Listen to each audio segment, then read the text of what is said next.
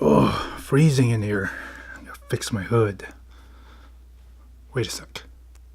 Is this in black and white? Let me fix that. Much better.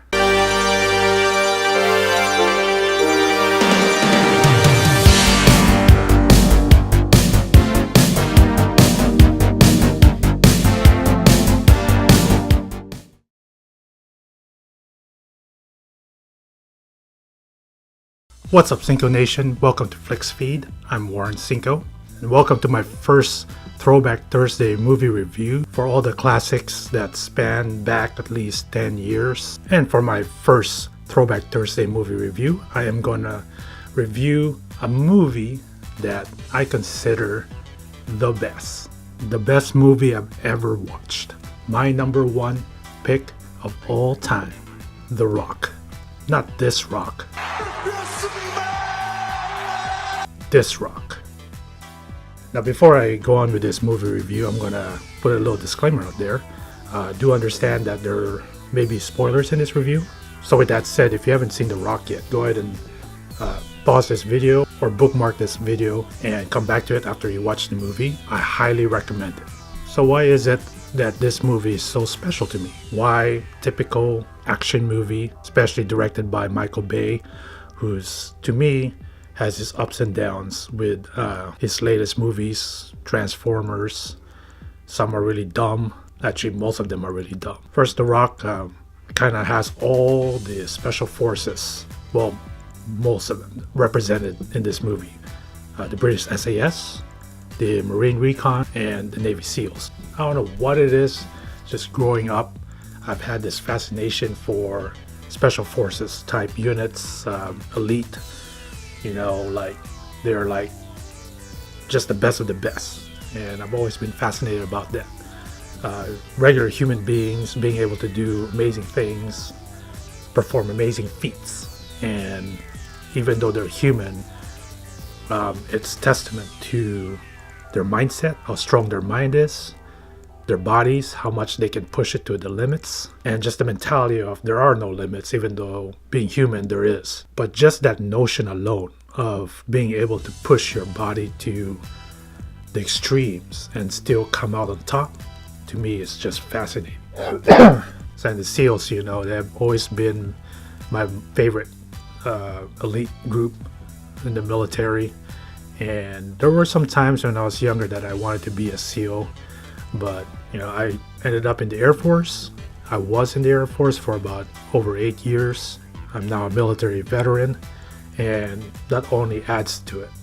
Any movies with the military, to me, you know, whether they're good or bad, they hold a special place in my heart. So I like the idea about these elite groups, elite men who are in a way like fighting against each other, but you know, they have their own goals, they have their own motivations, and this is what this movie had. It had you know, the Marine Recon against the SEALs and against FBI. I don't remember if CIA was involved in this too, but I'm sure it is. So you got all the agencies, at least the most popular ones, all in one movie. The other thing that makes this so special to me is this setting.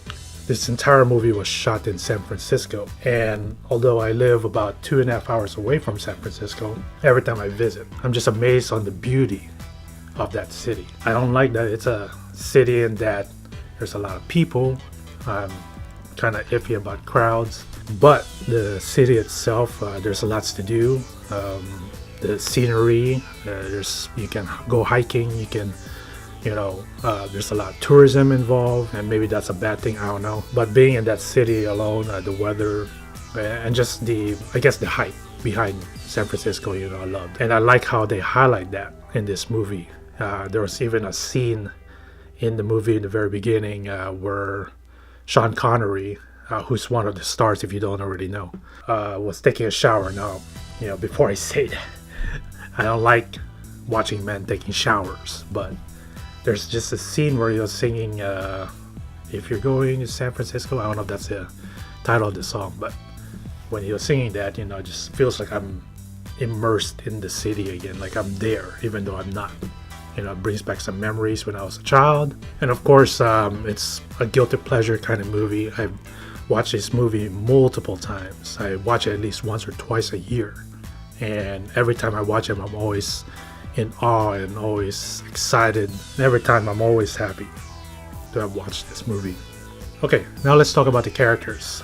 Earlier I mentioned Sean Connery. He stars in this movie as John Patrick Mason, as a British SAS, and he's been in prison there for years, since in the 60s. And we fast forward to Nicolas Cage's character as Stanley Goodspeed. The name Goodspeed alone, man, that's a cool name. Goodspeed, Godspeed. You know, I wish someone a prosperous journey. And this guy, yeah, he's an FBI chemist, very mild-mannered, you know, just your typical guy, but in the FBI, and very smart. And he does a really great job being Nicolas Cage. You know, it's always Nicolas Cage-isms, where he yells and he does all these outbursts. It's pretty hilarious, actually. And then my boy Ed Harris, I loved him in every movie he's at. Every time I watch this guy, he's captivating. I'm always like glued to the set, watching his acting, watching his performance as whatever character he plays. And in this movie, he is General Francis X. Hummel, who is a Marine recon who led his team to take Alcatraz hostage, which is pretty much the story of this movie. It's about General Hummel, who is very upset on how the government has been treating the military when they sacrifice themselves in the name of their country and they don't get rewarded for it or acknowledged for it. The movie communicates how it's been years where the government has been doing him wrong, and all the fallen heroes, how they haven't been recognized. So he's had enough, and as a result, he went ahead and took Alcatraz hostage with like 80 some tourists inside. And the irony behind this is that, you know, he's trying to honor the dead, trying to honor all these heroes who have died for their country. The problem is, what he was doing was more terrorist. It doesn't really pay tribute to those who have died for this country. And that's the irony behind it. And I like that about this story. Anyway, before I continue on with the positives, let's start off with the negatives. And even though this is my number one movie of all time, there's no such thing as a perfect movie, and there will always be some kind of negatives. Fortunately though, the negatives I'm about to tell you are just my minor nitpicks, and you know, they're more like I gotta find some kind of negative, because every time I watch it, it's like a guilty pleasure. Like I said earlier, you know, I just watch it and forgive everything that's bad about it, if there wasn't. So anyway, there's really just two nitpicks. One I think it was in the second act, when the chase scene, there's a lot of shaky cam. Actually, there's some shaky cam in some fighting as well, and shootouts. Before shaky cam became even popular, and I don't even know why shaky cam became popular. I hate shaky cam. Gotta do it right if you're gonna do shaky cam, but most of the time it's always giving me a headache, makes me dizzy, and I hate it. But anyway, so there was some shaky cam in this movie that I did not appreciate, but I see why it was used, but I still did not like it. And then my other nitpick is really a silly one and can be understandable, but it's silly nonetheless. It's the SEALs. You know, I love the SEALs, but early on in the movie, they get killed. So they approached Alcatraz undetected, and if it wasn't for this one device, they would have had taken over the place, and movie's done. So I see why they had to kill them off and leave room for Sean Connery's character and Nicolas Cage's character to save the day.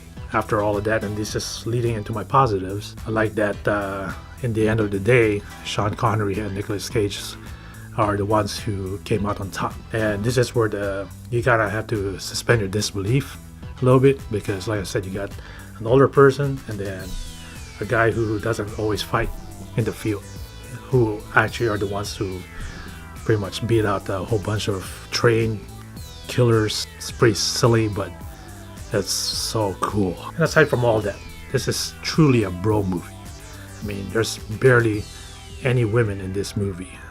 That's a downside, I guess, because, you know, I like seeing women in movies, but I see why this is more of a bro movie. There's a lot of dudes, just a lot of testosterone, and, you know, it's fun. It's action, man. And last but not least, in my positives, the musical score, very memorable from the beginning to the end. Every time that music plays, the score for The Rock, I'm just ultimately transported back to when I first saw it and every time I've seen it. So it's one of those movies that has a memorable score and I loved it. So if you guys can tell by now, and like I said at the beginning, this is my most favorite, my number one movie of all time. So with that said, of course, The Rock gets syncophied.